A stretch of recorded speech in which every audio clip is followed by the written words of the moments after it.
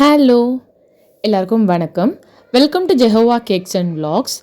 இன்றைக்கி நீங்கள் வீடியோவில் பார்த்த மாதிரி ஒரு ஃபயர் தீம் கேக் தான் பண்ண போகிறோம். ஸோ அது எப்படி பண்ணுறதுன்னு பார்க்கலாம்.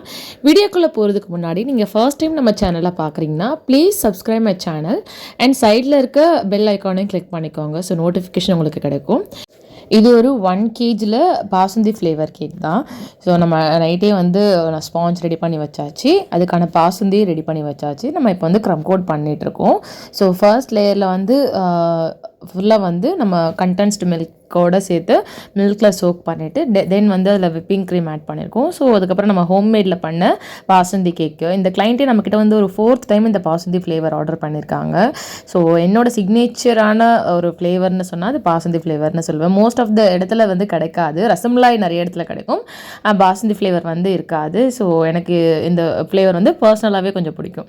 ஸோ இப்போ வந்து பார்த்திங்கன்னா நம்ம க்ரம் கோட் பண்ணி ஃப்ரிட்ஜில் செட் பண்ணிவிட்டு ஒரு 2 hours கழிச்சு தான் நம்ம வந்து இதை மெயின் கோட் பண்ண போகிறோம். இந்த ஆர்டரை கொடுத்தவங்க வேறு யாரும் இல்லை, என்னோடய ஃப்ரெண்ட் தான். ஸோ நான் பேக்கர் ஆனதுக்கப்புறமா எனக்காக உட்காந்து என்ன டாஸ்க் கொடுக்கலான்னு யோசிப்பாங்க, டிஃப்ரெண்ட்டாக இதை பண்ணு அதை பண்ணு அப்படின்னு சொல்லிட்டு. ஸோ எனக்கு வந்து நிறைய வந்து அவங்க மூலமாக லேர்ன் பண்ணிக்கலாம் அப்படின்னே சொல்லலாம். ஸோ இப்போ வந்து அவங்க இந்த டாஸ்க் வந்து இதில் எனக்கு ஃபயர் கேக் பண்ணி கொடுங்க அப்படின்னு சொல்லியிருக்காங்க. எங்கள் ஃப்ரெண்டோட ரீயூனியன் போகிறோம் நாங்கள் எல்லாருமே. ஸோ எனக்கு வந்து ஒரு ஃப்ரெண்டோட பர்த்டேவும் வருது, அட் த சேம் டைம் எங்களுக்கு வந்து நாங்கள் எங்கள் ஃப்ரெண்ட்ஷிப் ஆனிவர்சரியும் செலிப்ரேட் பண்ணுறோம். ஸோ ஒரே கேக்கில் ரெண்டுமே கவர் ஆகணும், கொஞ்சம் ஃபயர்லாம் வச்சு ஒரு பவர்ஃபுல்லாக ஒரு கேக் பண்ணி கொடு அப்படின்னு சொன்னாங்க. ஸோ அதுக்காக தான் நம்ம இந்த கேக்கை பண்ணிகிட்ருக்கோம். ஸோ இப்போ ஃப்ரிட்ஜில் செட் பண்ணி எடுத்தாச்சு, இப்போ மெயின் கோட் பண்ணிகிட்ருக்கோம். ஆக்சுவலி இந்த ஆர்டரை எடுக்கிறதுக்கு முன்னாடி இதை நம்ம எடுக்கலாமா வேண்டாமா, இதை நம்ம பண்ணுவோமா மாட்டோமோ அப்படின்னு நான் யோசிச்சுட்டு இருந்தேன். எதுக்காக அப்படின்னா அந்த டேட்க்கு வந்து பார்த்திங்கன்னா அதுக்கு முன்னாடி ஒரு 3 days கண்டினியூஸாக நாங்கள் வந்து கொஞ்சம் அவுட் ஆஃப் ஸ்டேஷன் ட்ராவல் பண்ண வேண்டியது என்னோடய சன்னோட ஸ்கேட்டிங் ஈவெண்ட்காக. ஸோ நாங்கள் கோயம்புத்தூரில் ட்ராவல் பண்ணிவிட்டு அன்றைக்கி நைட்டு தான் வந்து ஆக்சுவலி இந்த கேக் நாங்கள் பண்ணுறதுக்கு மார்னிங் நெக்ஸ்ட் டே வந்து டெலிவரி தரணும். ஸோ அன்றைக்கி நைட் தான் நான் வந்து ட்ராவலிங்லேயே முடிச்சுட்டு மிட் நைட்டில் வந்தோம். ஸோ வந்து அன்பேக் கூட பண்ணாமல் நான் வந்து இந்த ஒர்க்கை ஸ்டார்ட் பண்ணிட்டேன். அண்ட் ஆல்சோ இதோட மெட்டீரியல்ஸுமே நமக்கு வந்து நியர்பையில் கிடைக்காது, அது கூட ஃபயர் ஷீட்டு, ஸோ இதெல்லாம் வாங்கிட்டு வந்து முன்னாடியே நான் வச்சுருக்கணும். ஸோ அது எல்லாமே கொஞ்சம் ஹரிபரியாக தான் பண்ண வேண்டியதாக போச்சு. ஸோ இதை வந்து கிளைண்ட் எப்படி கேட்டிருந்தாங்கன்னா நடுவில் உள்ள வந்து ஹாப்பி பர்த்டே அப்படின்னு சொல்லிட்டு என் ஃப்ரெண்டுக்கு வந்து சர்ப்ரைஸ் ஆகணும் அப்படின்னு சொல்லியிருந்தாங்க. ஸோ ஹாப்பி பர்த்டே நம்ம வந்து டாப்பர் மாதிரி ரெடி பண்ணி வச்சுட்டு, ஸோ அதில் வந்து நான் ஃபுல்லாகவே ஹார்ட்டின் ஷேப்பில் வந்து சாக்லேட்ஸ் கேட்டிருந்தாங்க. நான் ஒயிட் சாக்லேட்டை ஹார்ட் ஷேப்பில் வந்து ரெடி பண்ணி நம்ம பண்ணி வச்சுருக்கோம். ஸோ அதை வந்து நான் உள்ள ப்ளேஸ் பண்ணிட்டேன். ஸோ இதோட சுற்றி வந்து நம்ம வந்து ஒரு க்ரீமால் டிசைன் கொடுத்துக்கலாம்.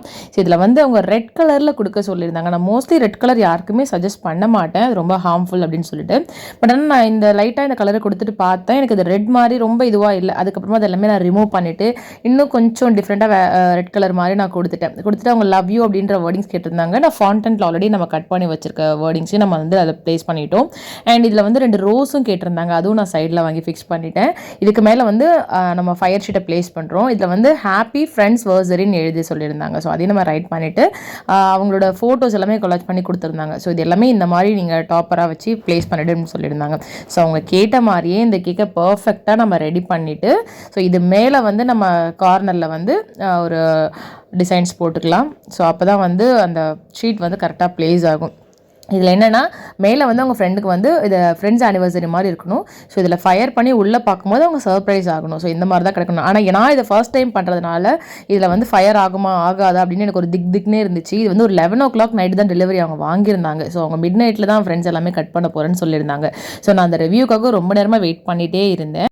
ஏன்னா நம்ம ஃபயர் ஷீட்லாம் வச்சதுக்கப்புறமா ஃப்ரிட்ஜில் வந்து ஸ்டோர் பண்ணக்கூடாது, ஏன்னா அப்போது ஃபயர் ஆகாதுன்னு சொல்லியிருந்தாங்க. ஸோ இது எல்லாமே நான் பார்த்து தான் வச்சுட்டு இருந்தேன்.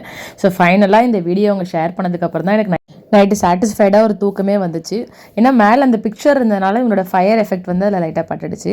மற்றபடி அவங்க எல்லாமே கேக் வந்து ரொம்ப சூப்பராக இருந்தது. நாங்கள் என் ஃப்ரெண்டுக்கு பயங்கர சர்ப்ரைஸாக இருந்தது, எங்களுக்கு எல்லாருக்குமே ரொம்ப பிடிச்சிருந்தது அப்படின்னு சொல்லிட்டு அவங்க எல்லாருமே எனக்கு ரிவ்யூ ஷேர் பண்ணியிருந்தாங்க. ஸோ உங்களுக்கும் பிடிச்சிருந்ததுன்னா கமெண்ட்டில் சொல்லுங்கள். தேங்க்யூ.